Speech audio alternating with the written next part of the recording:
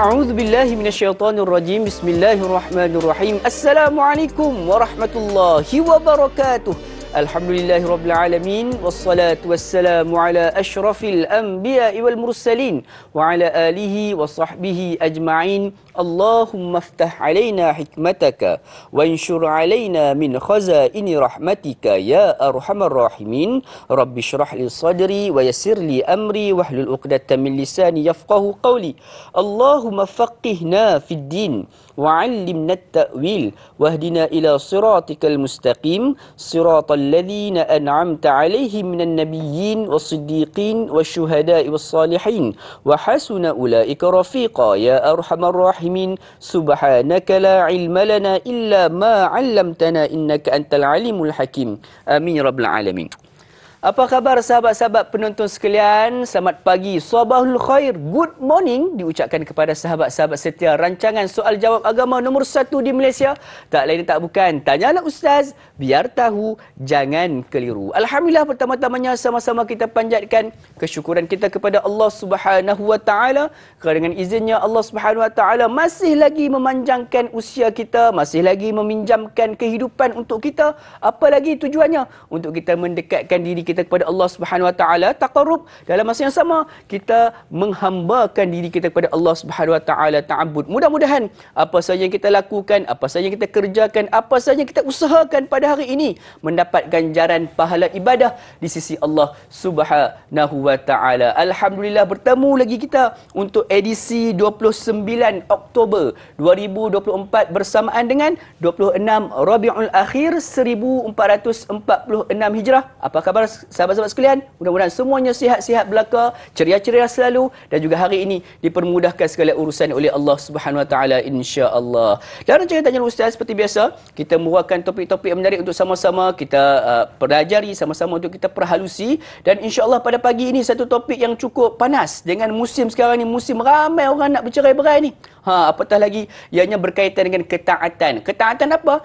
Isteri taat pada suami. Dan insya-Allah pada pagi ini bersama dengan saya tidak keseorangan, salah seorang panel yang akan menjawab dan juga mengupas setiap persoalan daripada sahabat-sahabat sekalian. Bersama dengan saya pada pagi ini yang berbahagia Al-Fadhil Ustaz Dr. Ahmad Irda Mukhtar. Assalamualaikum Doktor. Waalaikumsalam. Sihat Doktor? Alhamdulillah. Putih muka Doktor ni. Masya-Allah, dekat-dekat ni, ya Allah. Baik, sihat ke? Alhamdulillah sihat.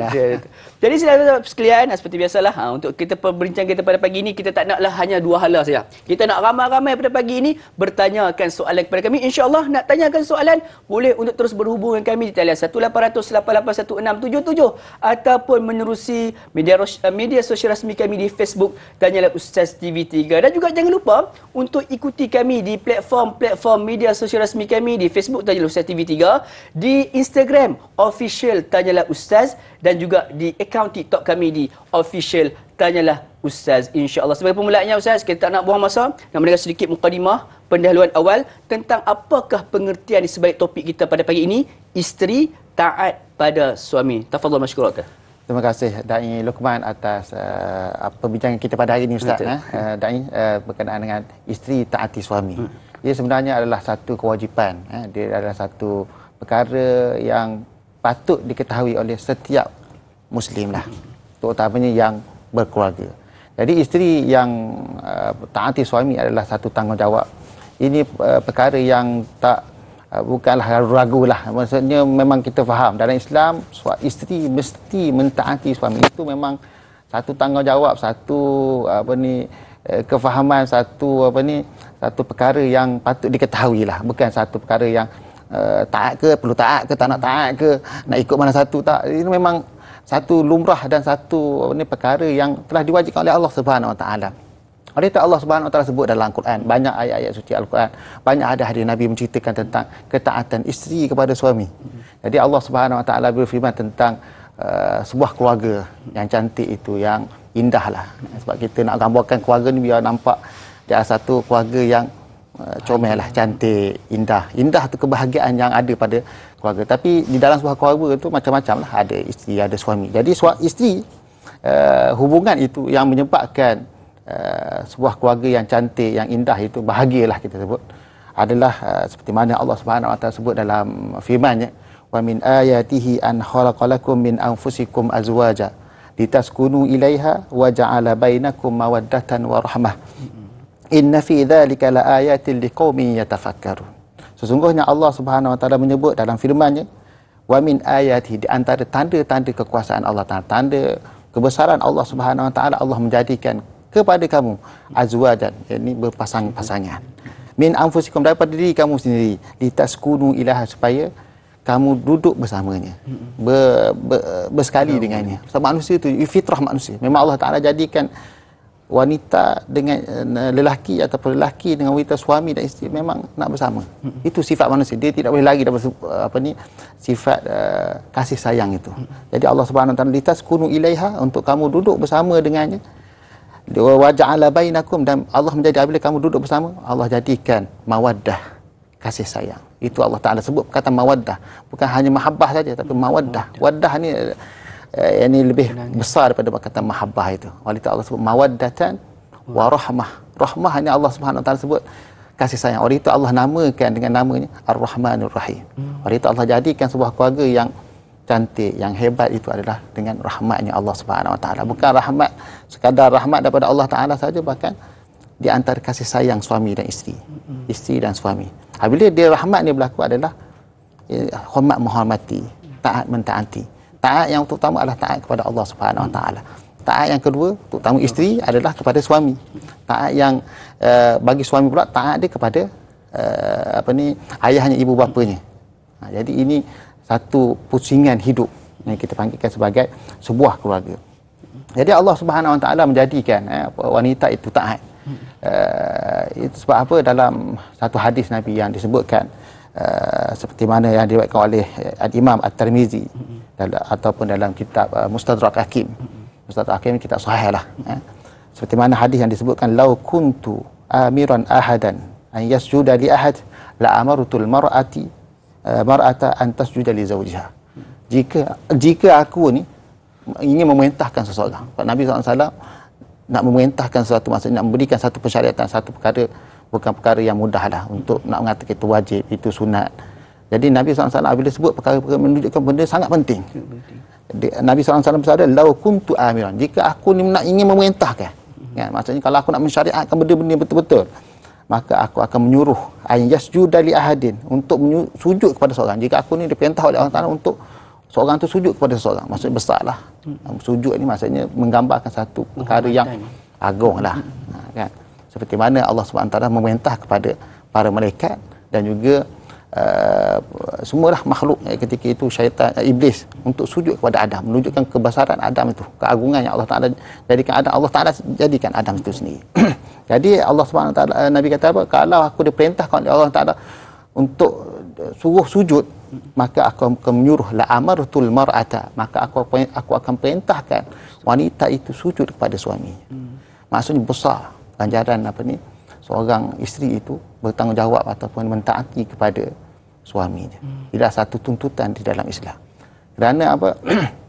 Hubungan di antara orang lelaki, sebab orang lelaki dia ada satu sifat dia. Orang perempuan ada satu sifat. Sifat wanita itu adalah dari sudut kasih sayang. Seperti mana Allah Ta'ala jadikan Adam AS memerlukan kepada isterinya. Itu Hawa, ibu kita yang pertama. Hawa ini menjadikan Nabi Adam AS menjadi tenang. Oleh itu apabila Hawa ini tidak, kalau wanita itu tidak berfungsi, maka tidak menyebabkan keterangan kepada suami. Suami ini bertanggungjawab besar. Oleh itu Allah Subhanahu Wa Taala sebut, Nabi SAW mengajak, beritahu kepada kita, ala kullukum ra'in, tidakkah ketahuilah kamu bahawa kamu semua ini adalah pemimpin. Kullukum ra'in wa kullukum mas'ulun an ra'iyati, dan setiap kamu ni adalah bertanggungjawab di atas khalayak dia, kan? Dan lelaki itu, suami itu bertanggungjawab atas keluarganya. Wanita itu bertanggungjawab ke atas rumah suaminya. Maka pada ketika itu, oleh itu Nabi SAW mengajak kita supaya apa? Itu adalah dipanggil sebagai pusingan hidup dalam sebuah keluarga, untuk saling menghormati dan juga tanggungjawab masing-masing. Dia adalah tanggungjawab sosial bagi setiap umat manusia. Jadi apabila keluarga dia ada hidup ini bertukar-tukar dalam hormat menghormati, taat mentaati, terutama isteri kepada suami, sebab suami adalah sebagai ketua sebuah keluarga, untuk membina sebuah keluarga, untuk memberi nafkah, untuk bermacam-macam. Jadi apabila tidak ada satu pihak yang lain, pihak maksudnya si isteri itu, pihak yang akan memberikan kasih sayang, memberikan sifat rahmat kepadanya, maka menyebabkan si suami ini akan tergugat dia punya kehidupan dia. Dia nak bekerja pun dia rasa fikir benda lain. Apabila dia nak keluar daripada rumah untuk mencari nafkah, menyebabkan dia jadi seraba. Sebab apa? Kasih sayang itu, support emosinya tidak ada. Oleh itu perlu si isteri ini mentaati kepada suaminya. Oleh itu Allah Subhanahu Wa Taala sebut banyak dalam Al-Quran cerita tentang ketaatan si isteri kepada suami adalah satu perkara yang sangat dituntut di dalam Islam. Dan satu perkara yang diketahui oleh umum.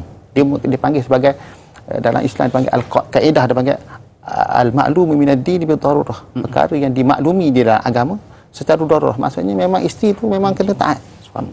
Itu memang tidak tidak disanggah, tidak ada persoalan. Kalau kita persoalkan sebab zaman sekarang masalahnya ada yang mempertikaikan tentang zaman moden dah. Sekarang tidak apa, kita kena bebas, pemikiran bebas. Perempuan ada hak, ada wanita lelaki ada haknya. Jadi perempuan ni perlu kepada kebebasan. Dia mencari kepada kebebasan. Tapi sebenarnya hakikatnya wanita itu dia ada cara hidup dia. Allah Subhanahu Wa Taala ajar kepada dia bagaimana dia nak hidup dalam kehidupan dia supaya dia menjadi seorang wanita yang sebenar, bukan menjadi wanita yang disebutkan oleh barat. Jadi apabila Allah Taala ajar dia, apabila dia berkeluarga, mesti dia mentaati suami dia sebagai seorang yang memberi sokongan dalam hidup berkeluarga itu, memberi sokongan kepada isteri suaminya, memberi sokongan kepada anak-anaknya. Apabila sokongan itu ada, maka terbentuk sebuah keluarga yang hebat. Dengan sebab keluarga inilah, apabila ada sokongan keluarga support hidup, maka membentuk sebuah generasi yang hebat. Membentuk sebuah anak-anak yang telah dididik. Dibentukkan sebuah keluarga apabila dia ada support itu, maka si suami pun lebih hebat dengan kehidupannya. Apabila dia ada sokongan untuk nak meneruskan perjalanan hidup. Sebab apa manusia ni, kita pergi keluar, seorang suami lah, dia pergi keluar untuk bekerja. Dia bermacam halangan yang akan dihadapi olehnya. Macam-macam lah di luar tu kadang-kadang tu dalam bekerja ni kena marah kan? Dalam bekerja ni kena kerja yang begitu banyak, kerja macam tak habis-habis kerja. Jadi apabila dia balik rumah dalam keadaan suami isterinya tidak ada, ataupun isteri yang tidak memberi support hidup dia, maka dia menyebabkan kerja hidup tu tidak berpusing dengan baik. Maka tidak membentukkan mawaddah tadi, tidak membentukkan kebahagiaan. Sedangkan Allah Taala kata, Subhanahu Wa Taala sebut apa? Litaskunu ilaiha, untuk kamu duduk bersamanya. Allah kata apa? Kamu yang akan duduk bersamanya. Dia tidak ada suami ini memang memerlukan kepada suami isteri. Apabila isteri lari, isteri tidak mengambil endah, tidak mentaati suaminya, maka menyebabkan cacat mereba dalam kehidupan sebuah berkeluarga. Jadi oleh itu Allah Subhanahu Wa Taala jadikan kehidupan itu perlu saling ikat di antara suami kepada isteri, dan isteri ini perlu bertanggungjawab atas apa yang patut dilakukan untuk mentaati kepada suaminya. Oleh itu Allah sebut, Nabi sebut yang kita sebutkan tadi. Saya bacalah hadis yang penuh dalam hadis yang kita sebut tadi. Sebelum hadis tu, sebab kita nak berhenti berat seketika Ustaz. Okey, silakan. Okay. Jadi sila betul sekalian nak tahu apakah hadis yang nak dikongsikan oleh Ustaz. Jangan ke mana-mana, teruskan kekal bersama kami. Tanyalah Ustaz biar tahu, jangan keliru. Kembali sebentar sekali lagi, insya-Allah.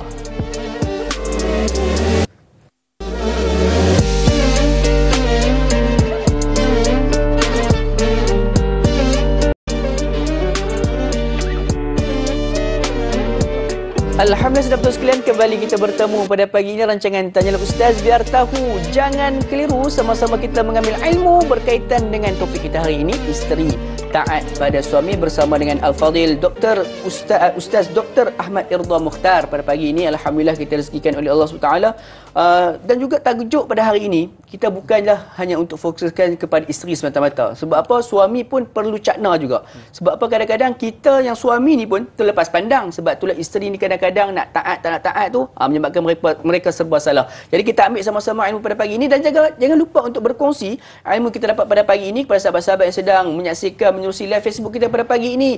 Jom sama-sama kita ringankan jari jemari kita, tekan butang suka, komen sebarang soalan yang ingin anda tanyakan dan juga bolehlah untuk tekan butang kongsi ke seberapa ramai yang boleh agar ramai lagi yang boleh mendapat manfaat yang sama insya-Allah. Jadi sebelum kita berhenti berehat tadi, doktor nak kongsikan kita satu hadis. Tapi sebelum tu kita nak raikan juga soalan pada sahabat Facebook kita daripada saudara Haris Saiful.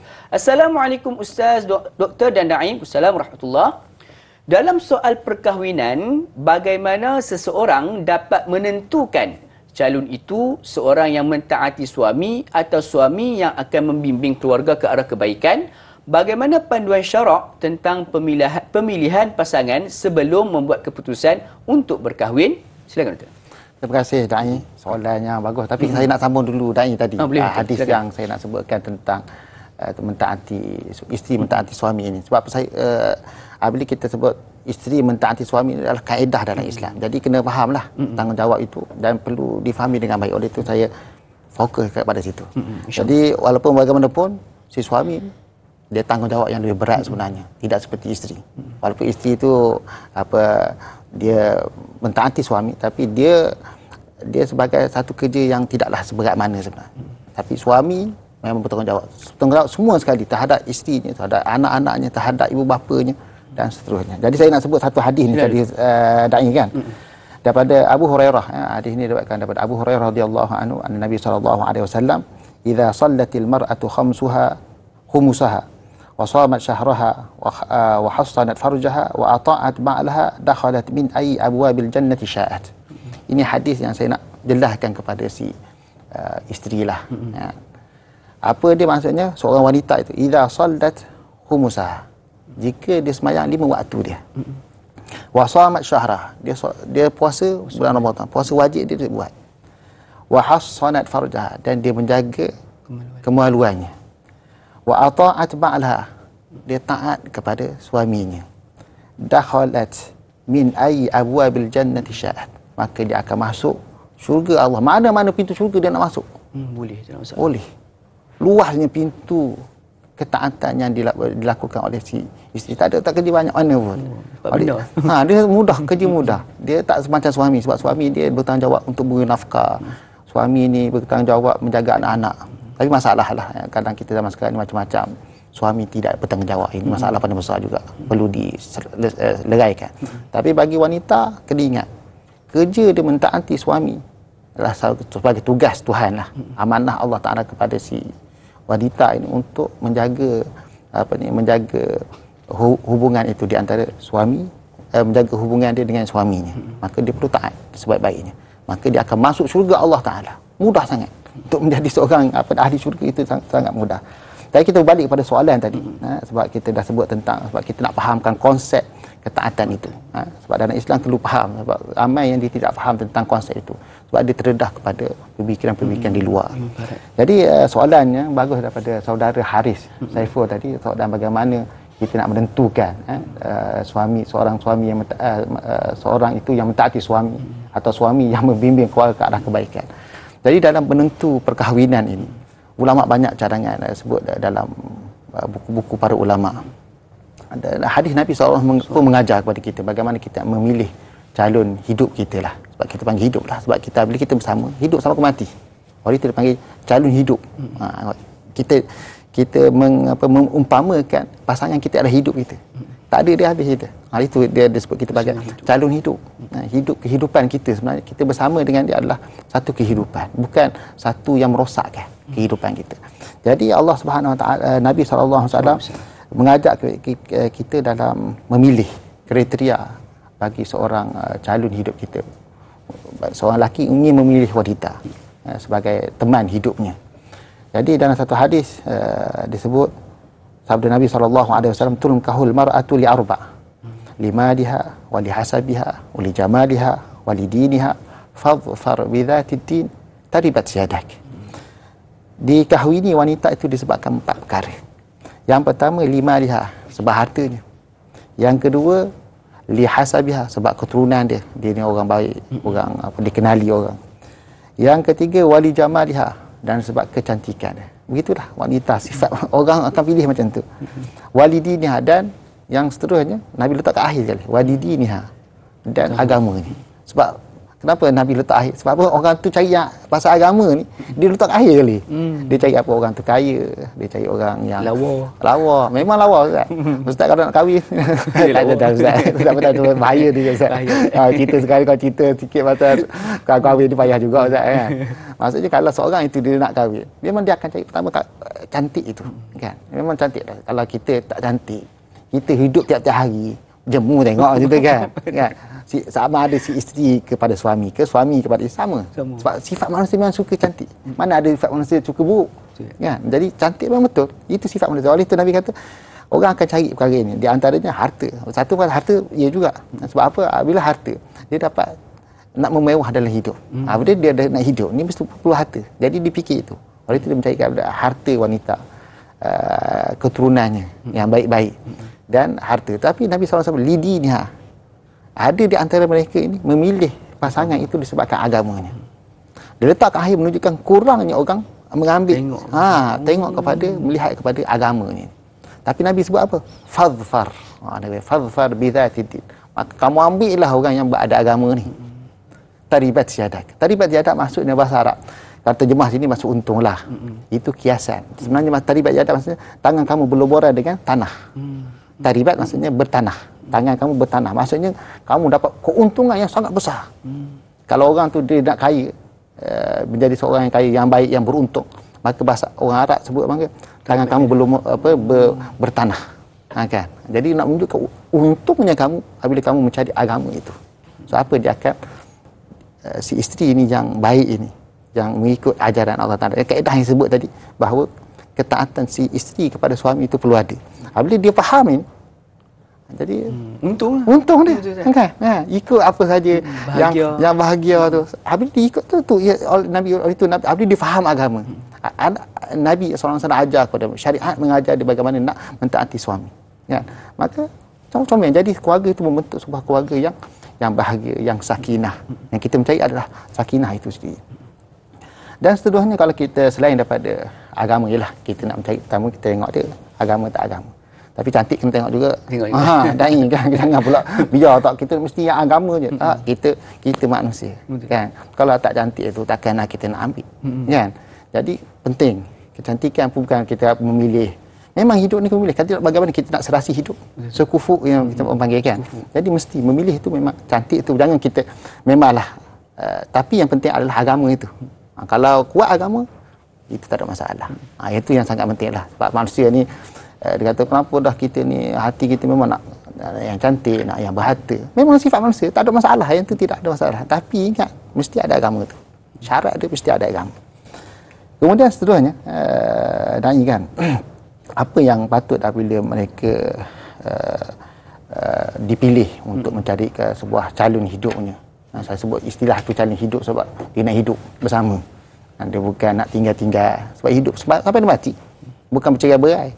Kita masa sekarang ni dapat apa ni kahwin, orang ramai dia tak kahwin lagi. Kan? Dia ni bercerai-cerai kan. Ini masalah juga. Ialah dia perceraian tu salah, sebenarnya dia ada kebaikan dan keburukan. Ada perceraian itu satu penyelesaian masalah. Ada perceraian itu tambah masalah. Jadi dia tak ada apa-apa kan. Jadi itulah yang kita nak tekan kat sini tentang apa ni kehidupan sebuah keluarga itu, calon hidup kita, teman hidup kita sampai mati. Ya. Anak-anak kalau kita dah tua, anak kita dah 60, 70, 80 tahun, anak-anak tak ada dah. Kita tinggal suami isteri. Masa tu dah nampaknya sakinah. Ya. Walaupun sepatutnya sebelum tu pun sakinah kita dengan berdugaan nak pergi kerja, nak mana anak ni nak hantar sekolah, kan? Dia tu. Jadi oleh itu apabila dia tahu agama, si isteri tahu agama, dia akan buat kerja-kerja ni yang sepatutnya. Oleh itu apabila nak memilih calon ni, ada satu Nabi SAW menyebut dalam satu hadis, idza atakum man tardawna dinahu wa khulaqahu fazawwijuhu illa taf'alu takun fitnatun fil ardi wa fasadun arid. Sungguhnya hadis ini menceritakan tentang si wanita untuk memilih pasangan hidup dia. Jadi apabila sebab biasanya nak memilih pasangan hidupnya, lelaki akan cari wanita, jarang wanita cari lelaki ni. Jadi apabila lelaki itu, seorang itu datang untuk meminang seorang adik kita, kakak kita, ataupun anak kita, anak perempuan kita, maka Nabi mengajar kita bagaimana nak milih. Idza atakum man tardawna dinahu, jika datang kepada kamu orang yang diredai agamanya, dia pergi sembahyang, nampak dia seorang yang baik, dia pergi sembahyang 5 waktu, pergi masjid, kan, jaga agamanya, nampak orang tardawna dinahu, bukan hanya belajar agama, orang mengikut agama, maksudnya dia pergi sembahyang, dia bukan mesti orang belajar pengajian Islam je, Ustaz. Betul, Ustaz. Tak ingat, jangan jaga masuk agama kan tu, tak, orang yang taat kepada Allah Ta'ala. Sebab bakal suami dia adalah orang yang taat kepada Allah, pergi masjid, solat, buat kebaikan, buat kebajikan dalam masyarakat, dalam kampung dan sebagainya. Itu yang kita tengok. Bukan hanya agama tu dia satu spesifik ilmu, tapi apa yang kita nak adalah orang yang amalan dia tu. Oleh itu Nabi kata tardawna dinahu, yang diredai agamanya, maksudnya bagus agama dia, dia baik nampak orangnya. Tu. Wa khuluquhu, dan akhlaknya. Fazawiju, kahwinkanlah. Nabi kata fazawiju, maksudnya perintah, maksudnya buatlah ni, pilih orang macam ni, jangan pilih orang lain. Sebab apa? Dia akan menjaga keluarga tersebut. Dia akan memilih keluarga untuk membentuk sebuah keluarga yang beragama tadi. Bila orang yang dah ada agama maksudnya mengamalkan agama. Maksud saya, bila beragama tu bukan maksud belajar agama. Maksudnya beragama ni beramal agama itu. Solat pada waktunya, puasa jaga, tu. Kehidupan dia bukan hanya puasa saja, bahkan muamalah dia. Kan? Menjaga halal haram makanan hidup dia. Itu. Bila kita lihat orang tu dah memang dia jaga agamanya, maka kita pilih, sebab dia akan, bila dia jaga agama, sudah pasti dia akan jaga keluarga dia. Dia akan jaga keluarga daripada benda-benda luar ni yang merosakkan kehidupan. Jadi pilih orang macam ni. Fazawiju, hendaklah kamu kahwin orang macam ni. Jangan kamu lari dah. Sebab kalau nak milih untuk anak kita, Nabi perintah. Tapi yang tadi untuk lelaki nak milih suami isteri, Nabi kata apa? Pilih yang ni. Dia jaga mak, kan. Sebab apa? Seorang suami dia akan memilih ikut dia, kan. Tapi sebab dia yang ketua. Tapi kalau perempuan nak memilih itu perlu, Nabi kata fazawiju, orang tengok agama mesti ambil orang macam ni. Tak ada pilih dah. Tak ada pilihan dah. Tadi yang untuk suami, untuk seorang pilihan, dia boleh pilihan. Tapi si isteri tak. Sebab apa? Suami boleh membentuk isteri, tapi isteri nak bentuk suami tu payah dah. Itu yang Allah Nabi SAW ajar kepada kita, illa taf'alu takun fitnatun fil ard. Jika dia tak buat macam tu, akan rosaklah muka bumi. Maksudnya kena pilih agama dah, tak ada pilih benda lain. Maksudnya nak milih satu je pilihan. Dia tidak ada tadi sebab harta, kan, keturunan, cantiknya. Ni tak ada agama, ambil. Tak kisah macam mana orang tu. Kan? Itu Nabi ajar kepada seorang itu untuk kita memilih sebagai calon. InsyaAllah itulah cara-cara untuk kita memilih calon yang telah pun digariskan oleh syarak. Jadi saudara penonton sekalian, banyak kita akan buatkan dan juga kita akan bincangkan. Namun kita berhenti berehat seketika, terus kekal bersama kami. Tanya Ustaz biar tahu. Jangan keliru, kembali sebentar saja lagi, InsyaAllah.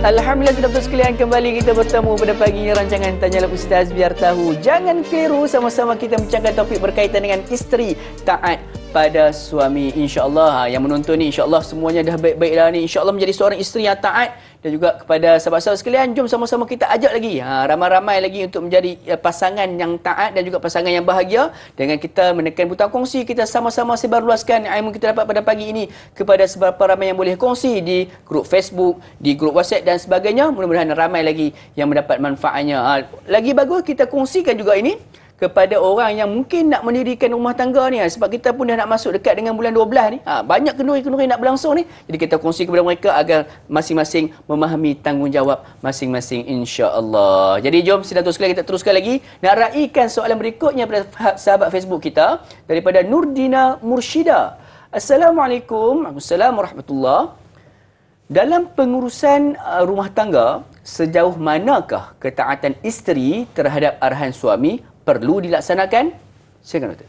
Terima kasih Dai. Bagus juga soalan yang diutarakan daripada saudari Nurdina Mursyida, iaitu berkenaan dengan bagaimana pengurusan rumah tangga, sejauh manakah ketaatan isteri terhadap arahan suami perlu dilaksanakan. Ini perlu difahamilah.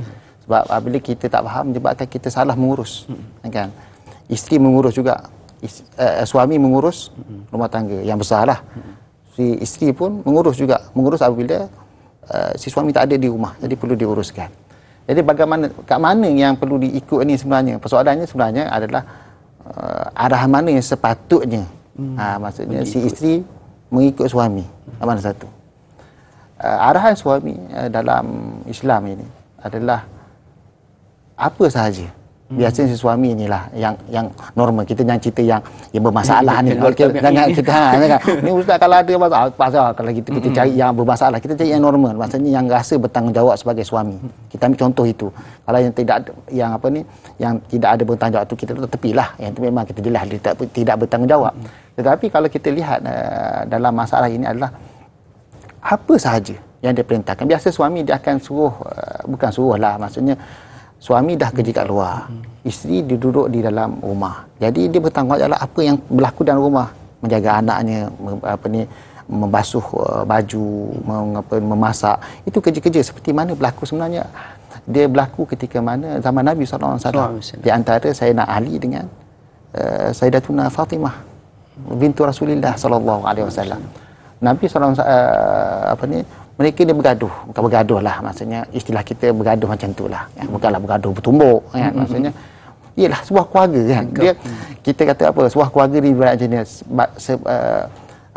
ibarat tergigit lidah. Walaupun kita tiap hari dah bergigit, tapi tergigit juga lidah. Macam itulah kehidupan kita sebagai sebagai manusia dalam sebuah keluarga. Macam itulah dia ada rencah-rencah hidup itu.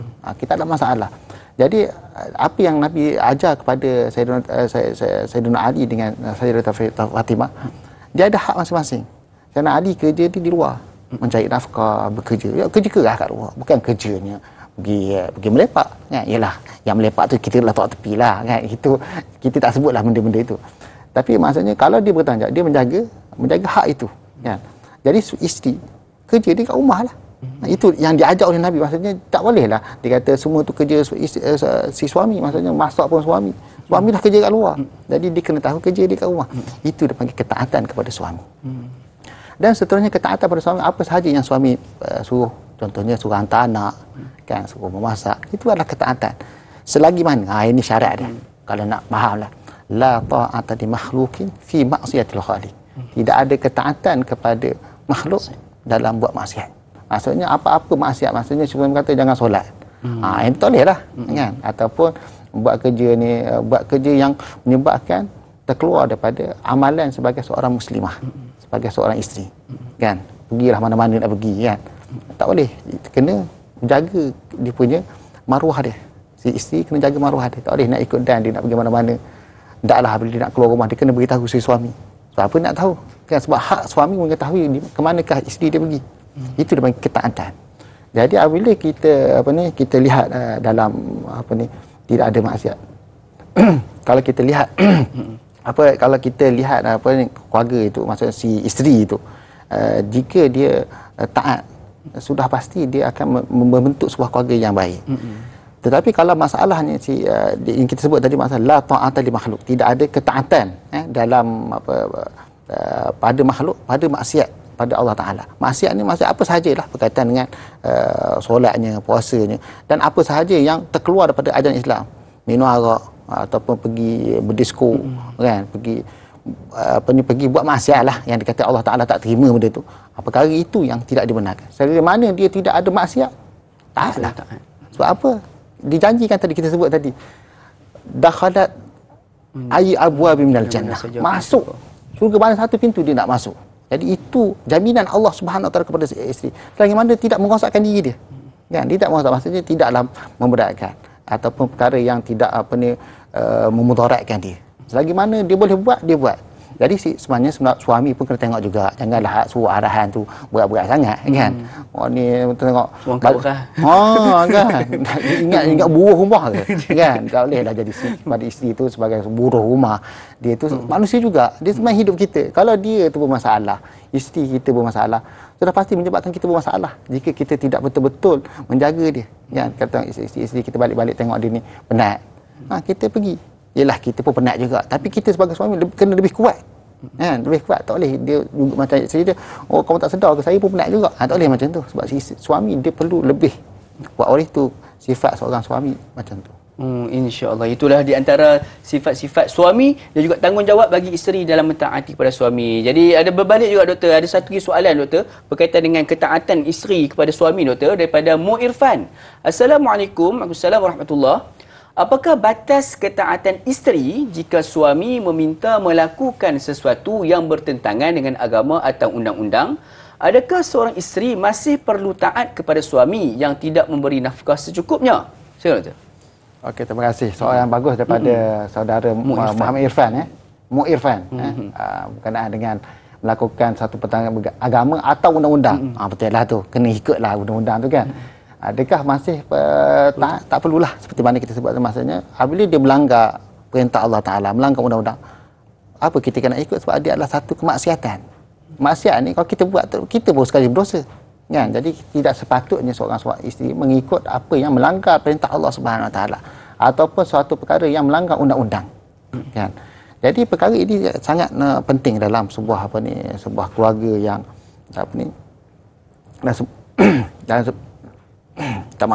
dalam sebuah keluarga yang yang harmoni itu.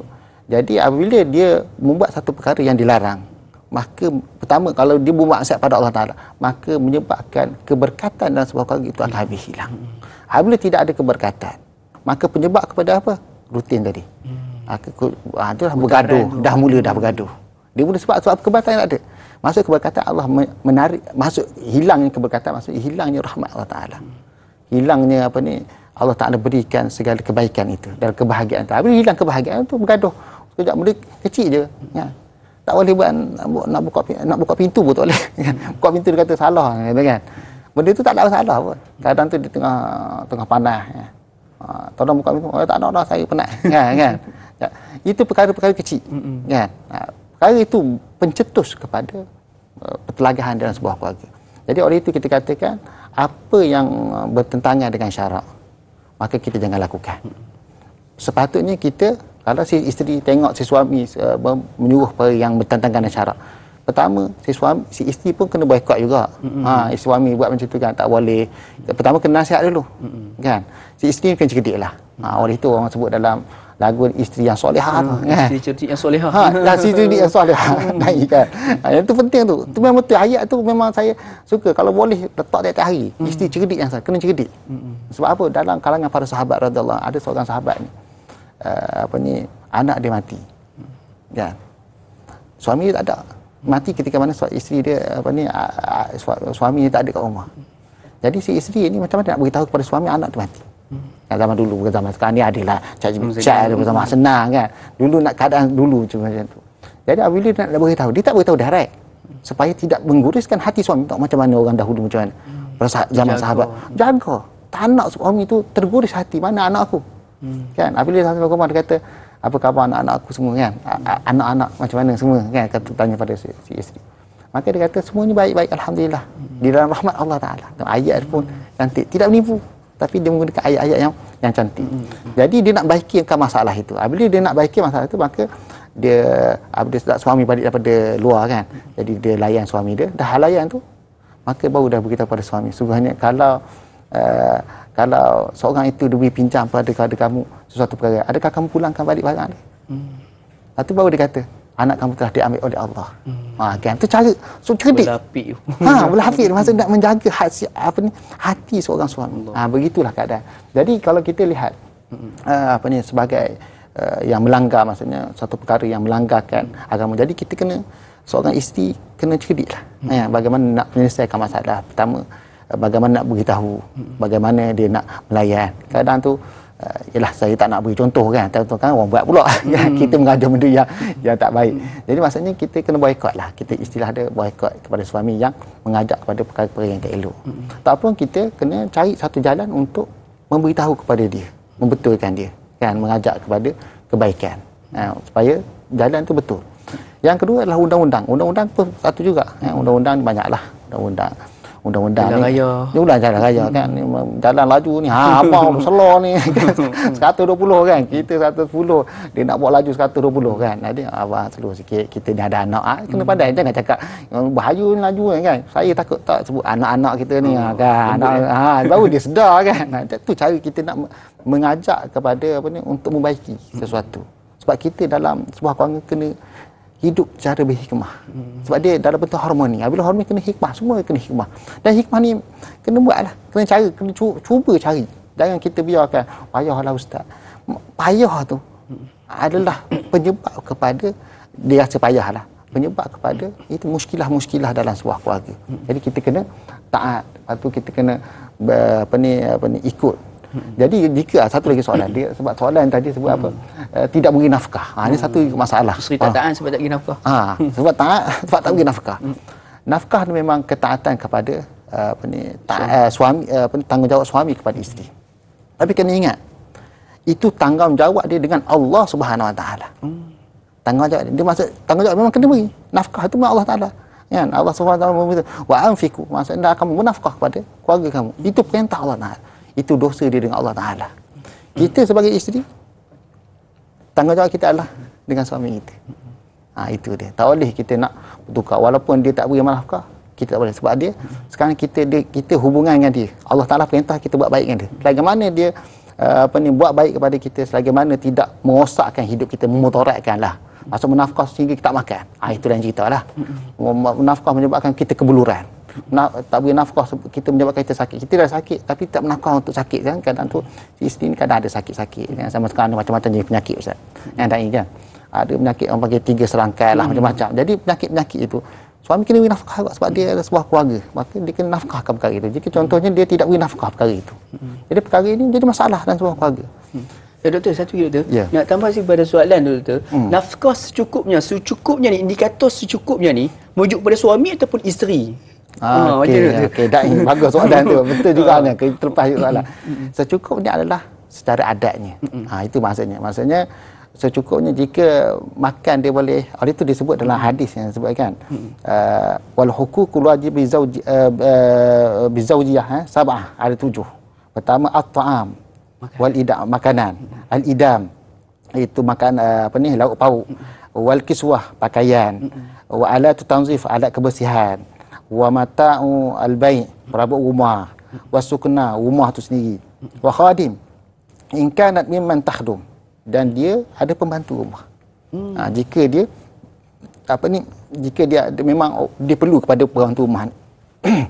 Jadi ini disebutkan oleh Syekh Wahbah Al-Zahiri lah dalam kitab Fiqhul Islam wa Adillatuhu, cerita tentang hak-hak sebuah keluarga lah. Maksudnya perlu ketujuh perkara ni diperlukan. Jadi benda ni apabila dicukupkan perkara ini, maksudnya cukuplah, maksudnya bukanlah bermewah-mewahan, itu bukan maksudnya. Maksudnya boleh makan, ada makanan tiap hari, ada makan pagi, makan makan petang, bukanlah makan tu perlu makan letak sini nasi arak kan, itu berlebihan namanya. Kita pun faham perkara sebenarnya, tapi apa yang kita boleh, maksudnya cukup apa yang kita hidup, kita boleh makan, hidup kita boleh bersenang kan, itu yang dimaksudkan cukup itu. Sebab apa, benda tu setiap orang berlainan. Saya kalau sebut kata cukup contoh 1,000, contoh saya kata hidup sebagai seorang isteri ni mesti ada 5,000. Kalau duduk kat kampung takkan 5,000 juga kan. Jenuh juga kan. Jadi dia mengikut keadaan. Mungkin Selangor mungkin dia mahal sikit. Dia punya tanggungjawab nak mengeluarkan kos wang tu kan. Tempat lain murah, di kampung pun murah sikit kan. Jadi saya nak sebutkan kos bentuk dalam bentuk mata dengan tempat tu tak tepat lah. Jadi kita ikut adat. Maksudnya kalau dia beri kita makan, dia beri kita pakaian, ada pakaian kita, ada ubat-ubat untuk kita hidup, ada barang dapur kan, baru nak masak, nak makan, semua tu cukup dah. Itu dipanggilkan kecukupan itu. Tak perlu kita nak berlebihan. Kalau jika lebih itu adalah tahsiniat. Itu adalah atas si suami untuk mengharmoni, menambahkan kebahagiaan itu. Jadi apa yang ada sebenarnya kita dah memadai sepatutnya. Dan kan. Jadi ini yang sepatutnya yang ada dalam sebuah keluarga lah. Maksudnya memahami kehendak keluarga, keperluan. Saya pernah buat kajian tentang dia panggil hadul kifayah dia panggil. Fardu kifayah ni cerita tentang zakat lah. Zakat, apakah kifayah yang sepatutnya sebuah keluarga tu kena ada. Jadi setiap keluarga tu dia berbeza. Ada anak 3 orang tak sama dengan anak seorang. Anak ada 10 orang tak sama dengan anak seorang kan. Jadi perkara-perkara itu berbeza-beza. Begitu juga isteri kan. Jika dia ada suami dan isteri, dia ada banyak tu. Jadi kita nak berikan contoh seorang pembayar zakat, maksudnya lembaga zakat lah mana-mana. Dia nak beri tu mengikut tu keadaan keluarga tu. Dia tak berikut orang tu gaji tinggi, rendah tu orang tu. Tak, ikut keadaan tak. Sebab dia tengok macam mana keadaan keluarga tu. Kan dia dari sudut kalau dia seorang, ada anak, tak ada anak, jika dia bekerja, tak bekerja, jauh tempat kerja, ada kerja, ada rumah, tak ada rumah, semua tu dikira. Baru kita boleh tahu nak beri zakat banyak mana. Berapa banyak. Sebab apa? Tu kifayah ada.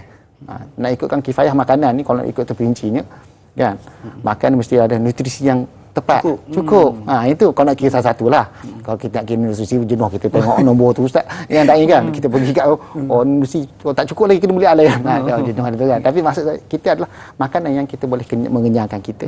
Kita panggil makanan ruji kita, itu mesti ada lah dalam sebuah keluarga. InsyaAllah. Jadi sedang tu sekalian, itulah dia di antara tanggungjawab. Banyak juga sebenarnya tajuk pada pagi ini berkaitan dengan tanggungjawab suami ni. Jadi terima kasih kerana kekal bersama dengan kami. Terus kekal bersama kami sebab kita nak berhenti berehat seketika. Tanya Ustaz biar tahu. Jangan keliru, kembali sebentar sekali lagi insya-Allah.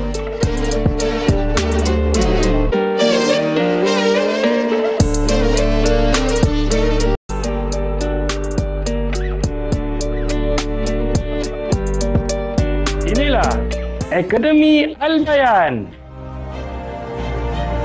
Sekarang ini saya berada di tapak pembangunan Akademi Al-Bayan. Inilah Masjid Tiga Budaya, menggabungkan budaya Melayu, Cina dan India. Falsafahnya, ketika mana mereka memasuki ruangan solat, mereka akan menyembah Allah yang Maha Esa. Marilah sama-sama kita berinfak ke tabung pembangunan Akademi Al-Bayan bagi melahirkan para da'i mu'alaf untuk mereka berjuang dan berdakwah di jalan Allah Subhanahu wa taala. Sekarang ini peluang yang sangat besar untuk kita buat saham akhirat dengan kita membeli dan mewakafkan tanah 1 kaki persegi RM100. Ayo sama-sama kita memperbanyakkan pahala dan ganjaran di sisi Allah. Semoga ia menjadi saham akhirat kita di sana nanti. Akademi Al-Bayan, satu agama, pelbagai bangsa. Alhamdulillah saudara sekalian, kembali kita bertemu pada pagi ini rancangan Tanyalah Ustaz Biar Tahu. Jangan keliru, dibawakan eksklusif oleh Akademi Al-Bayan, satu agama pelbagai bangsa. Alhamdulillah, terima kasih kerana masih kekal bersama kami. Jadi kita bertanyalah kepada doktor. Sekarang kita tahu bahawa Akademi Al-Bayan dalam progres ataupun dalam proses untuk pembinaan kompleks dakwah, tahfiz dakwah anak-anak mu'alaf yang pertama di Malaysia ni tu. Jadi doktor, apakah progres terkini tentang pembinaan tersebut tu? Silakan. Alhamdulillah, tuan-tuan dan puan-puan yang dirahmati Allah sekalian, pembinaan Akademi Al-Bayan untuk mu'alaf, da'i mu'alaf sebenarnya. Kita memang tujuan untuk membina sebuah tahfiz untuk da'i mu'alaf, khusus kepada mu'alaf. Sebab apa? Mu'alaf ni sangat penting dalam Islam. Dan Islam telah memberikan banyak banyak bantuan, kebajikan sosial lah dipanggil. Khidmat sosial kepada golongan mu'alaf. Jadi Akademi Al-Bayan ni telah membina satu komplek untuk membentuk da'i mu'alaf ni. Jadi kita sekarang berada di fasa yang tengah-tengah dah kiranya sebenarnya. Nak ikutkan dah tengah dah. Jadi kita mungkin tahun depan kita sekarang telah membina silibus. Telah membentukkan silibus. Sebab apa? Siap je kita terus buat. Yang tu yang kita terus start punya untuk kita nak membentukkan da'i ni. Kita akan ambil daripada yang kecil sehingga yang dewasa ni, yang umur yang 18 tahun ke atas dan sebagainya, untuk kita membentuk sebuah komuniti mu'alaf ataupun membentuk mu'alaf yang bersifat sebagai da'i. Jadi inilah kawasannya, inilah tempatnya untuk mendidik da'i mu'alaf ni, untuk membentuk sebuah komuniti mu'alaf. Jadi tuan-tuan dan puan-puan yang dirahmati Allah sekalian, jika bukan kerana jika bukan kerana tuan-tuan dan puan-puan yang memberi sumbangan kepada tahfiz ini, siapalakah lagi? Kan? Jadi kita nak memberi, sebab apa? Amalan kita berwakaf, amalan kita bersedekah ini adalah dituntut oleh syarak, dan dia adalah amal jariah kita. Kalau kita letak situ sampai ke mati, kita mati duduk dalam kubur, duduk relax je. Kan? Tak perlu kita nak kita nak bekerja. Kita duduk dalam kubur dalam keadaan tunggu je. Tak perlu dah kita nak bekerja. Rasa kita relax dalam kubur tu, kita menerima ganjaran-ganjaran yang Allah Taala beri. Sebab apa? Allah Subhanahu Taala memberi 4 kali ganda. Begitulah amalan infak kita, begitulah amalan sedekah kita. Jadi terutamanya dai, kita bentuk dai ni. Sebab dai ni apa tugas dia? Dia akan menyebarkan Islam. Kan? Bila menyebarkan Islam, Islam tu akan diwarisi orang-orang lain. Jika orang tu dapat masuk Islam contohnya, dai itu dapat membawa masyarakat kepada Islam. Ya, maksudnya bukan hanya sekadar membawa masuk Islam. Masuk Islam satu perkara. Yang kedua adalah mempraktikkan agama Allah Taala. Sebab apa? Mu'alaf ada yang dia baru nak belajar. Jadi dia mempelajari agama tu daripada awal, bukan daripada pada tengah-tengah dah. Lepas tu dia belajar pada awal. Jadi ilmu-ilmu itu yang diajar itu seakan-akan kita ajar di tiap hari. Kalau kita beri nafkah ni, seakan kita juga menghafal. Man sanna sunnatan hasanatan falahu ajruha wa ajru man amila biha. Sesiapa yang buat satu kebaikan, maka dia buat amal, maka dia dapat ajruha, dapat pahalanya. Wa ajru man amila biha, dan mendapat pahala ganjaran orang yang melakukannya. Min ghairi an yanqusa min ujurihim, tanpa Allah kurangkan pahala orang tu buat. Dia beri contoh, dia mengajarkan dai, kita dah bentukkan sebuah tahfiz kan, seorang maka dia akan akan membimbing masyarakat. Jadi dia membimbing masyarakat, dia buat pahala. Jadi orang tu, orang yang dia akan membentuk ni, insya-Allah kan, insya-Allah lah kita mahukan macam tu. Itulah gagasan kita untuk membina tahfiz ini, tahfiz mualaf ini adalah untuk membentuk dai juga. Jadi dia mengajar, maka dia akan mewarisi ilmu itu. Jadi orang yang beramal itu, maksudnya pewarisan kepada ilmu-ilmu dakwah itu sendiri, akan kembali kepada kita, bukan tanpa Allah kurangkan pahala orang tu. Jadi kita nak macam tu. Jadi kita menafkahkan, kita bersedekah, kita menginfakkan ke jalan Allah Subhanahu Wa Taala ini, Allah tidak akan la yudhi'u ajral muhsinin. Allah tidak meninggalkan amalan orang-orang yang soleh. Jadi kalau nak beli tanah, sebab ni kan kita nak memerlukan pada tanah untuk meluaskan kawasan. Sebenarnya kawasan tidaklah mencukupi. Jadi kalau kita ada tanah, kita tambah tanah, jadi tuan-tuan dan puan-puan bolehlah untuk berwakaf tanah satu kaki persegi RM100. Jadi boleh sebenarnya wakaf ni kita berkumpul ramai-ramai, beli satu kan, tak ada masalah. Ikutlah macam mana, yang penting yang kita ni berwakaf kepada Allah Taala kan. Kalau kita tak mampu 100, kita panggillah 2-3 orang untuk kumpulkan 100 untuk belikan satu tanah satu kaki persegi itu. Jadi itulah tuan-tuan boleh lihat pada barcode tu QR code kan. Boleh tuan-tuan pergi scan kat situlah di layar skrin TV dan berikan infak. Infak ni kalau tuan-tuan tidak berinfak sekarang kan, simpan safe ke dalam handphone tu kan. Sebab apa? Perkara ini sangat penting. Dalam Islam, kita dulu payah kita nak infak ke cari orang. Sekarang kita dengan mudah, kita ada handphone, kita ada media sosial, kita ada media sekarang ni adalah kita dengan mudah kita nak dapatkan untuk nak menginfak, kita nak membuat kebajikan tu dengan mudah. Sekarang dah mudah sangat dah. Kita ada teknologi sangat mudah untuk terus berinfak, terus untuk kita tak buat benda tu. Kita tak pergilah duduk kat Akademi Al-Bayan tu, kita pergi mengajar, tak. Kita infak tu seakan-akan kita mengajar. Adalu 'alal khairi ka fa'ili. Orang yang menunjuk kepada kebaikan itu seperti dia buat. Daripada kita pergi mengajar, kita suruh orang kan. Yalah, kalau kita nak ada rasa, biasa orang nak rasa zuk ustaz kan. Itu bukan masalah, tu rasa zuk. Tapi kalau kita buat, kalau kita faham, kita berinfakkan, bersedekah itu untuk membina sebuah taman-taman ilmu itu, maka pada saat yang sama dia mendapat pahala itu tanpa Allah kurangkan pahala tersebut. Itu sangat perkara yang sangat penting. Oleh itu sama-samalah jom kita untuk menafkah, untuk berinfak, berwakaf. InsyaAllah sama-sama kita mengambil manfaatnya. Scan QR code itu pun tertera, dan juga akaun bank untuk sama-sama kita berinfak dan juga mendapatkan pahala saham ganjarannya untuk akhirat kita, insyaAllah. Jadi saudara sekalian, bagi kita akan buatkan kembali dengan topik kita sebentar saja lagi, sebab kita nak labuhkan tirai terlebih dahulu TV3. Jangan lupa untuk saksikan sambungannya di TV9 sebentar saja lagi. Saya Ustaz biar tahu, jangan keliru. Kembali sebentar saja lagi, insyaAllah. يضل الله من يشاء ويهدي من يشاء وهو العزيز الحكيم.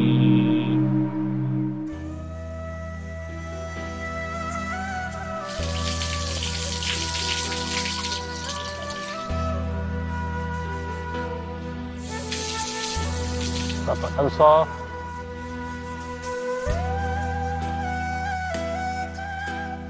Islam. Jadi pergi solat.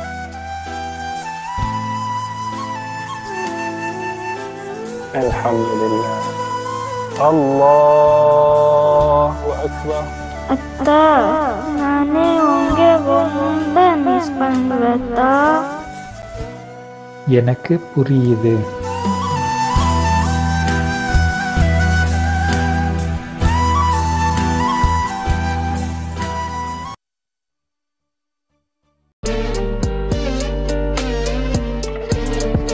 Alhamdulillah, sedang betul sekalian, kembali kita bertemu pada pagi ini rancangan Tanyalah Ustaz. Biar tahu, jangan keliru menerusi TV9 dekat di hati. Terima kasih kerana masih lagi kekal bersama kami sehingga ke saat ini untuk sama-sama kita pelajari topik berkaitan dengan isteri taat pada suami bersama dengan Al-Fadhil Ustaz Dr. Ahmad Irda Mukhtar kita pada pagi ini. Alhamdulillah, kita pada pagi ini bersama dengan ahli dalam bidang-bidang syariat.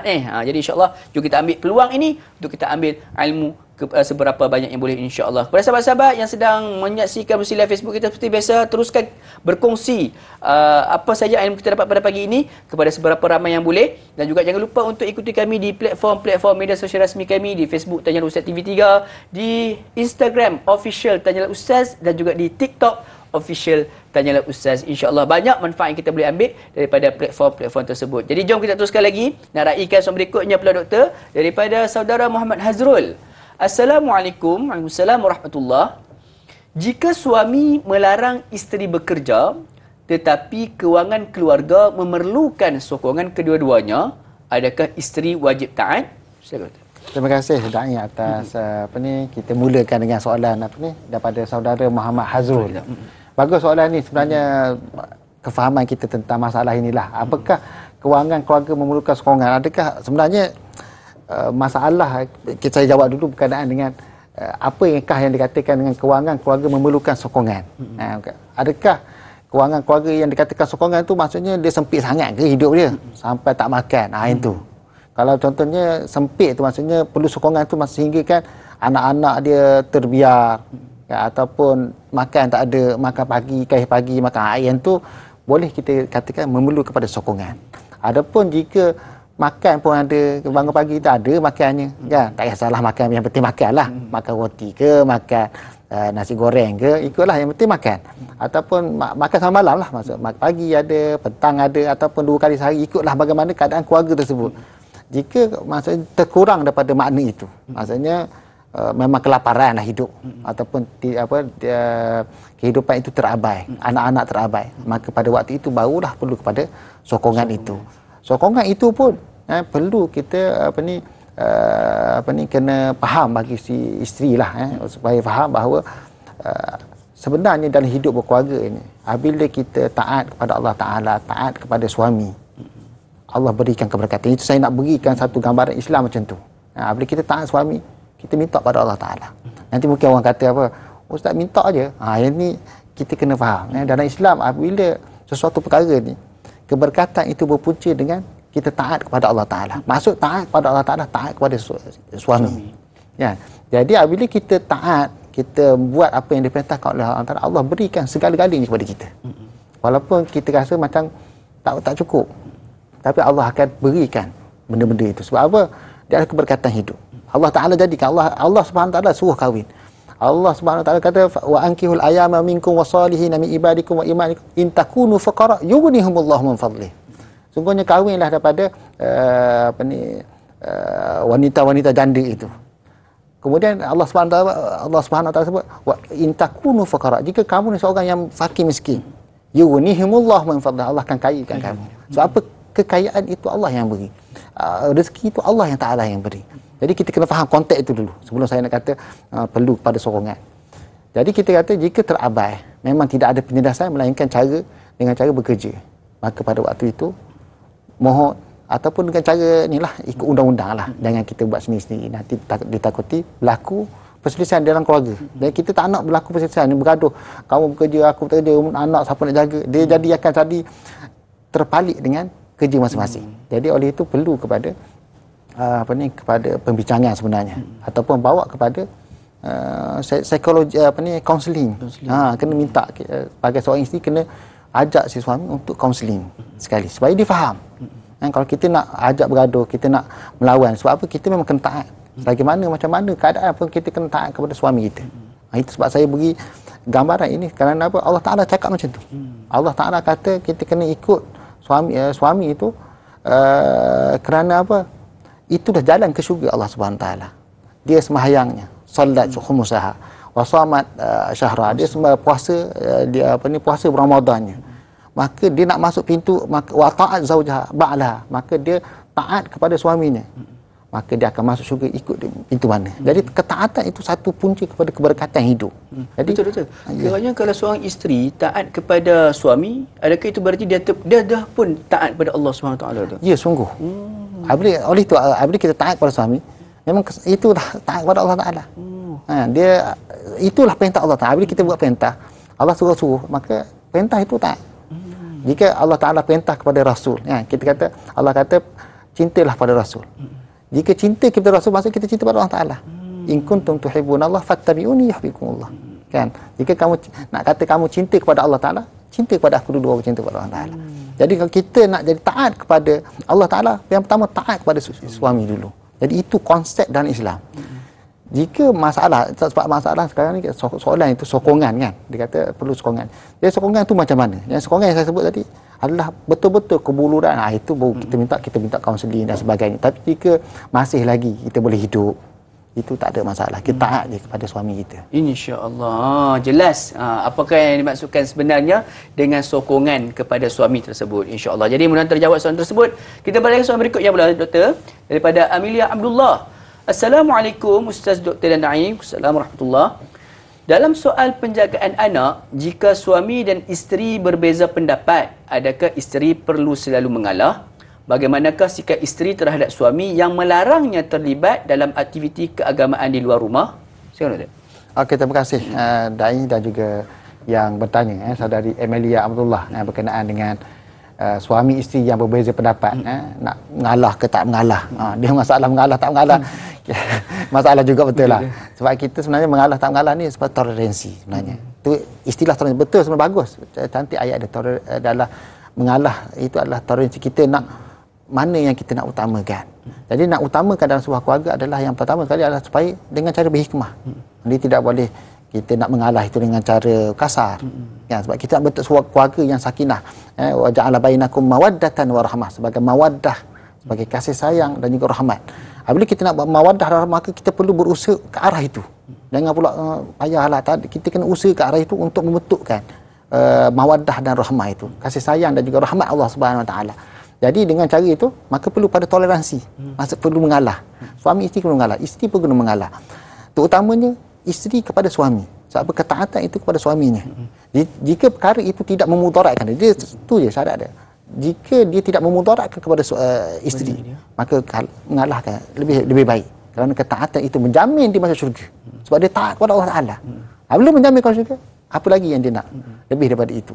Jadi kalau jika memudaratkan, itu barulah kita kena cari, kena fikir baliklah, kan? Sebab seelok-eloknya, pertamanya berbincang, kedua cari jalan kaunseling, cuba kaunselor mana-mana tempat untuk dapatkan kaunseling. Kaunseling sekali lah, bawa suami, bawa isteri, kan? Apa yang boleh. Kemudian lihat pada perundangan, contohnya untuk menjaga anak. Jadi kita tak boleh buat hukum sendiri. Keputusan apabila keputusan sendiri jadi masalah ni. Betul, mula-mula kalau kita boleh buat hukum sendiri, kita buat. Tapi biasanya, lama-lama dia akan tu. Jadi baik kita pakai guna orang tengah sebagai penghukum kita, menghukumkan kita bagaimana kita nak buat. Jadi itu cara yang terbaiklah. Jadi mengalah ini mengikut keadaan lah. Jika kita katakan membentuk rahmat itu, kita kena utamakan rahmat dalam sebuah keluarga, harmoni itu. Jadi kita utamakan itu. Jadi kena taat pada suami jika tidak memudaratkan. Jika mudarat, barulah kita ke arah itu untuk membaiki masalah itu. Kemudian soalan seterusnya dia kata, bagaimanakah, ni soalan yang bagus juga ni, bagaimanakah sikap isteri terhadap suami yang melarangnya terlibat dalam aktiviti keagamaan di luar. Dalam satu hari, la tamna'u ima'akum masajid Allah. Jangan kamu menegah wanita-wanita ini tu pergi masjid Allah Taala. Nabi melarang kepada suami ini untuk pergi Larang isteri pergi masjid. Disebut masjid. Kalau belajar agama, lagi-lagilah. Kalau si suami itu tidak mampu untuk mengajar agama, maka wajib bagi dia untuk menyuruh kepada membiarkan isteri untuk belajar agama. InsyaAllah. Jadi itu ingat tu suami kita, jangan kalau kita tak boleh nak bagi ilmu agama pada isteri, bagilah isteri pergi belajar di masjid ataupun tempat-tempat sepatutnya, insya-Allah. Jadi banyak lagi kita akan bawakan berkaitan dengan isteri taat pada suami, namun kita berhenti berehat seketika. Terus kekal bersama kami. Tanya Ustaz biar tahu, jangan keliru, kembali sebentar sekali lagi, insya-Allah.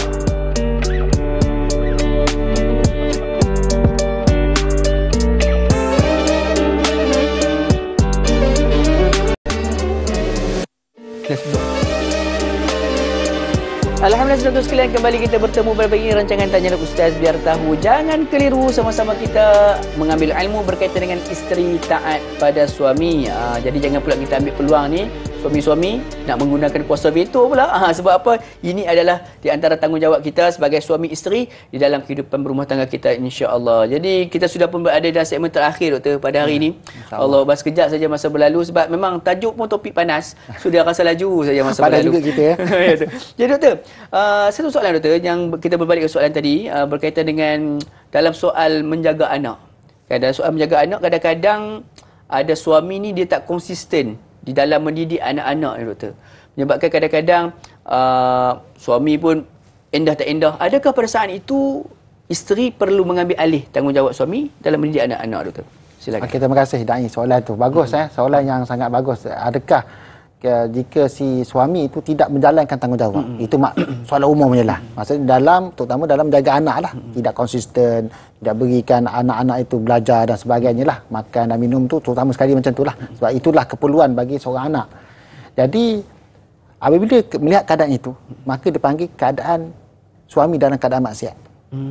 Sebab dia tidak menjalankan tanggungjawab sebagai suami yang sebenar. Jadi di dalam keadaan maksiat, dia pada waktu itu perkara yang buruk itu perlu dicegah. Perkara buruk itu perlu dibaiki, bukan kita biarkan. Jadi pada ketika itu si isteri berperanan. Dia tidak boleh pula isteri ini tinggal pula sebab dia tengok benda tu dah anak terbiar, anak tidak dapat belajar, anak pun tak makan dengan baik contohnya kan, ataupun mendapat pendidikan yang baik, penjagaan yang baik. Jadi pada waktu itu si isteri perlu berperanan. Selepas dengan beberapa perkara perlu buat yang lain, iaitu pertama membawa suami ini kepada kaunseling syar'i dan sebagainya, supaya dia pun faham juga tugas dia. Sebab apa, kalau kita biar dia, kita kena baiki. Sebab seorang isteri ini perlu, itu tugas ni sebenarnya, sokongan hidup ni. Bila seorang itu jauh daripada tanggungjawab dia, maka kita perlu nasihat. Kalau dia boleh, si isteri bernasihat, nasihat itu tak makan lah panggil. Maksudnya dengar apa tak ada dengar, duduk tepi je kan. Jadi pada waktu itu kita kena cari jalan lain, cari jalan kaunseling. Panggil lah untuk kaunseling kepada suami isteri ni. Terutama suami lah yang tidak menjagakan tanggungjawab. Jadi perkara itu kena buat. Jangan kita biarlah sikit, tak apalah, saya boleh bertahan. Ni orang perempuan macam tu, dia emosi. Biarlah, saya boleh jaga benda ni. Jadi itu perkara salah. Jadi si isteri perlu berperanan. Sebab dia bertanggungjawab. Allah Ta'ala sebut, Nabi sebab apa? Ala kullukum ra'in. Setiap kamu dia bertanggungjawab. Si isteri bertanggungjawab ke atas rumahnya. Jika apa-apa yang berlaku tunggang langgang dalam beragama, terutama agama dan sebagainya lah, utamanya agama lah, jika tidak dapat ilmu dan agama dan sebagainya, maka pada ketika itu si isteri perlu berperanan. Dia tak boleh biar. Sebab apa, itu perkara yang utama dalam sebuah keluarga. Nak membentuk sebuah keluarga yang baik, perlu ada agama. Jika dia biarkan, habis sebuah keluarga. Nak bentukkan keluarga yang harmoni, nak juga bahagia, agama tak ada, macam mana nak bahagia? Jadi dia perlu kepada berperanan. Dia sendiri kena berperanan. Suami itu masalah dah. Kita sekarang ni masalah suami itu tidak jadi konsisten tadi. Kan? Jadi dia dalam keadaan bermasalah, dalam dosa lah kita panggil. Kalau cakap ni macam berat pula kan. Tapi itulah keadaan sebenarnya. Jadi si suami isteri perlu berperanan, mengambil alih tugas itu untuk membaiki keadaan. Dia tidak boleh biarkan. Jadi bukan dengan cara bercerai. Bukan dengan cara bercerai.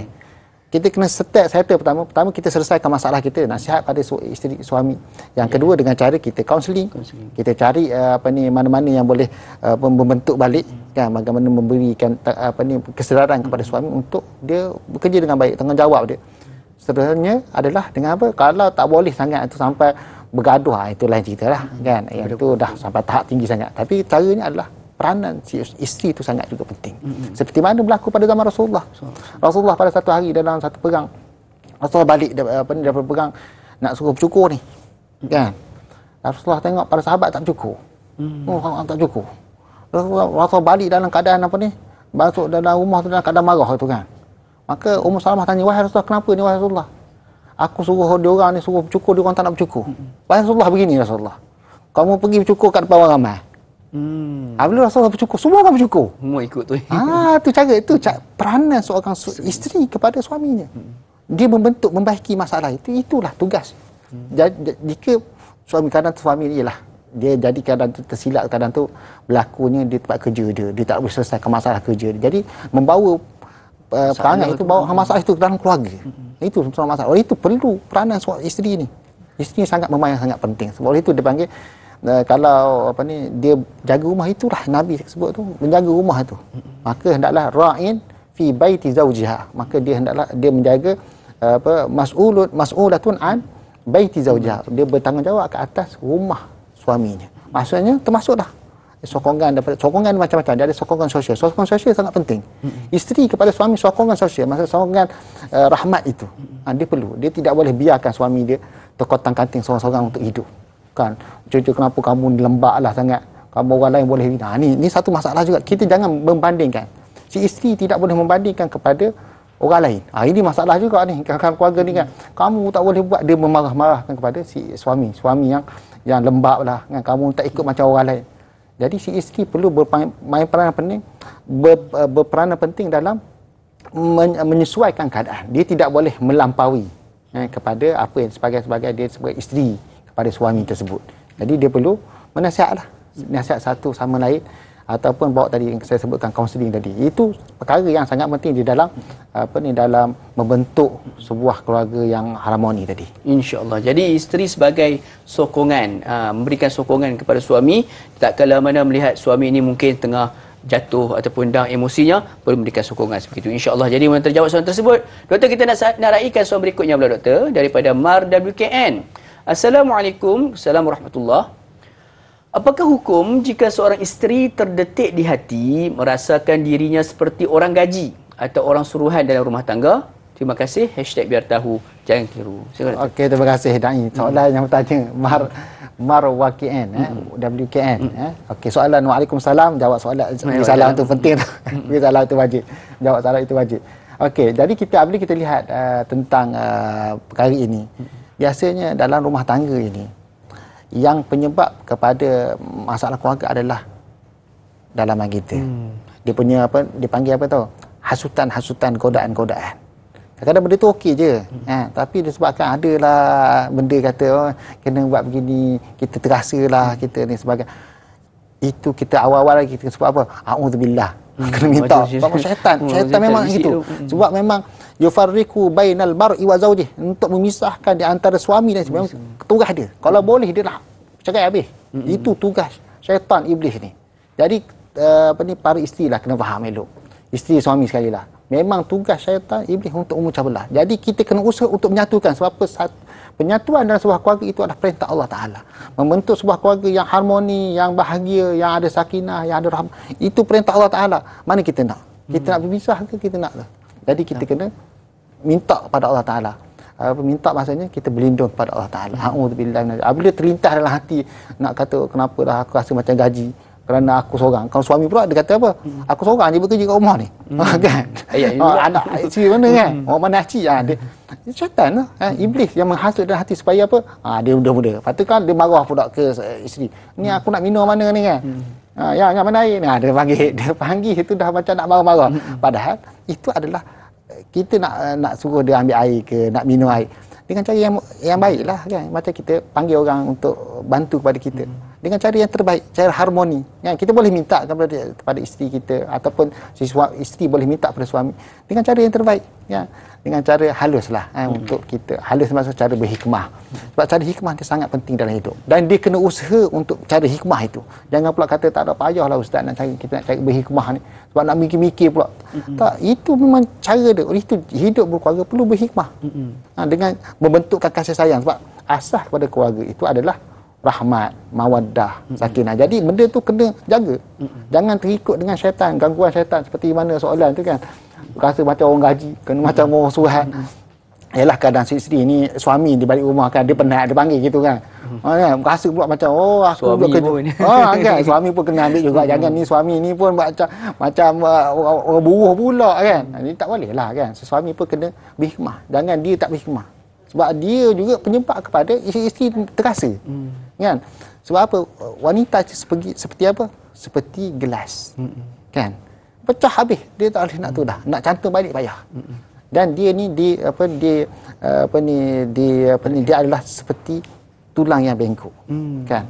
Maka kalau nak lurus kan payah dia akan patah. Kalau keras sangat pun patah. Orang itu wanita kena halus. Nabi ajar gitu. Khairukum li ahli wa ana khairukum li ahli. Sebaik-baik di antara kamu orang yang terbaik kepada keluarga. Maksud Nabi suruh buat macam tu. Suami mesti buat baik kan pada isterinya. Sebab apa? Itulah yang terbaik. Nabi sendiri kata khairukum wa ana khairun li ahli. Sungguhnya aku yang terbaik kepada keluarga aku. Istausu bin nisa'i khaira. Nabi perintah Nabi. Aku meminta kepada wasiat dengan wanita itu. Kebaikan. Nabi kata buat baik dengan isteri tu. Wanita tu kena buat baik. Itulah ajaran Allah Subhanahu Wa Taala. Jadi suami kena tahulah benda ni. Jangan dia tak ambil berat pula. Yalah kadang isteri pun tajuk kita adalah isteri mentaati suami. Kalau kita cerita suami perlu kena beri ayat tu pun kena. Jadi sebab takutkan salah faham. Suami kata aku kerja aku tak. Dia pun kena. Sebab Nabi terlalu banyak dalam ayat Quran dalam hadis Nabi SAW mengajak kepada suami itu untuk membentukkan harmoni dalam sebuah keluarga. InsyaAllah. Jadi sebenarnya kebanyakan daripada ilmu-ilmu ini dah pun kita belajar sebenarnya dekat waktu mana kita ambil kursus kahwin dulu. Tapi cuma kadang-kadang kita ni pergi kursus kahwin tu sebab nak ambil sijil je. Bukannya kita nak amalkan ataupun praktikan. Jadi jom sama-sama kita ulang kaji semula perkara tersebut agar kita dapat membina kehidupan keluarga yang sakinah mawaddah warahmah insya-Allah. Jadi doktor, kita sudah pun pada penghujung rancangan. Sedikit kesimpulan pada doktor dalam 3 poin mudah untuk sama-sama kita fahami insya-Allah doktor, silakan. Alhamdulillah wassalatu wassalamu ala Rasulillah wa ala alihi washabihi wa tabi'ahu. Apa yang pertama sekali, poin yang pertama sekali adalah taat kita kepada suami. Isteri taat kepada suami adalah taat dia kepada Allah Subhanahu Wa Taala. Itu kena tanam dulu, kena faham. Dalam sebuah keluarga kena faham bahawa itu ketaatan kepada Allah Taala, bukan hanya kepada suami. Suami itu sebagai wasilah untuk dia taat kepada Allah Taala. Itu kena faham macam tu. Bukan suami sebagai dialah utama, tak ada. Memang suami itu wasilah untuk kita taat pada Allah Taala. Allah jadikan suami itu sebagai taat. Seperti mana seorang suami itu taat kepada ibu bapanya, dah wasilah untuk dia taat kepada Allah Taala. Apabila dia tidak taat kepada ibu bapa dia, maksudnya dia tidak taat kepada Allah Taala. Ini masalah paling masalah. Jadi kena faham macam tu. Taat pada suami adalah taat pada Allah Taala. Yang kedua, perkara yang sangat penting yang perlu diketahui adalah kita perlu memelihara keharmonian sebuah keluarga. Buatlah macam mana pun, perlu cara berhikmah, cara yang terbaik. Kerana itulah asas dalam sebuah keluarga. Kena ingat, dalam waktu yang sama, maksudnya apabila kita nak membentuk harmoni, kita kena ingat yang akan memecah belahkan tentang harmoni dan menghuru-harakan sebuah kebahagiaan keluarga ini adalah iblis, bukan orang. Jangan pula kita salahkan orang dimahasut, tak ada. Iblis yang menghasut. Kena ingat, apabila iblis yang menghasut, maksudnya kita kena minta pada Allah Ta'ala. Kita selalu bermunajat kepada Allah Ta'ala. Maksudnya seorang isteri perlulah seorang yang betul-betul terikat dengan agamanya. Sentiasa berdoa, sentiasa bangun malam, sentiasa sembahyang sunat, sentiasa berdoa. Supaya Allah yang membantu dia dalam menyelesaikan masalah hidup dia. Dia tak boleh biar macam tu je. Dan yang ketiga, ni kena faham juga si suami. Dua tu untuk isteri. Suami pun kena faham juga kan. Suami ini Allah Ta'ala jadikan si isterinya sebagai taat kepada Allah Ta'ala juga. Bukan dia berikan pasangan tu untuk dia taat kepada Allah Ta'ala. Maka dia kena jaga isteri dia. Seperti mana sabda Nabi SAW, istausu bin nisa'i khaira. Hendaklah kamu menjaga wanita sebaik-baiknya. Khairukum li ahli. Sebaik-baik kamu adalah sebaik kamu dengan keluarga kamu. Maksud itulah sebaik-baik kamu. Maka Nabi adalah sebaik-baik terhadap keluarganya. Itulah dia. InsyaAllah. Itulah dia tiga isi penting yang kita boleh ambil sebagai pedoman juga pengajaran untuk kita. InsyaAllah. Jadi doktor, boleh doktor rangkumkan pertemuan kita pada pagi ini dengan bacaan doa. Mudah-mudahan Allah SWT berkati pertemuan kita. Silakan doktor. Bismillahirrahmanirrahim. Alhamdulillahirabbil wassalatu wassalamu ala asyrafil anbiya'i wal mursalin wa ala alihi wa sahbihi ajma'in. Allahumma ighfir lana dhunubana warhamna wa li abaina wa li ummahatina ولإخواننا ولأخواتنا ولمشايخنا ولمعلمينا ولمن أحسن إلينا ولذوي الحقوق علينا ولأهلنا ولأزواجنا ولجميع المسلمين والمسلمات والمؤمنين والمؤمنات الأحياء منهم والأموات. اللهم اقسم لنا من خشيتك ما تحول به بيننا وبين معصيتك ومن طاعتك ما تبلغنا به جنتك ومن اليقين ما تهون به علينا مصائب الدنيا ومتعنا بأسمائنا وأبصارنا وقوتنا أبدا ما أبقيتنا واجعله الوارث منا واجعل ثأرنا على من ظلمنا وانصرنا على من عادانا ولا تجعل مصيبتنا في ديننا ولا تجعل الدنيا أكبر همنا ولا مبلغ علمنا ولا تسلط علينا بذنوبنا من لا يخافك فينا ولا يرحمنا برحمتك يا أرحم الراحمين. اللهم انصر الإسلام والمسلمين اللهم انصر الإسلام والمسلمين في فلسطين وفي غزة. اللهم اختم لنا بحسن الخاتمة ولا تختم علينا بسوء الخاتمة. ربنا آتنا في الدنيا حسنة وفي الآخرة حسنة وقنا عذاب النار. وصلى الله على سيدنا محمد وعلى آله وصحبه وسلم. Walhamdulillahi Rabbil Alamin. Amin, amin, Rabbil Alamin. Jazakallah khairan katsira Ustaz di atas bacaan doa. Mudah-mudahan Allah SWT panjangkan usia Ustaz, kekalkan Ustaz dalam kesihatan untuk terus sampaikan ilmu buat kami semua, insya-Allah. Dan terima kasih sidang penonton sekalian kerana kekal sehingga ke penghujung rancangan. Saya Daim Luqman. Mohon maaf sekiranya ada terkurang di mana-mana, terkasar tutur bicara, tersilap tutur kata. Bertemu lagi kita di episod rancangan Tajal Ustaz biar tahu jangan keliru. Akhir kalam. Assalamualaikum warahmatullahi wabarakatuh. Dah, masih tu.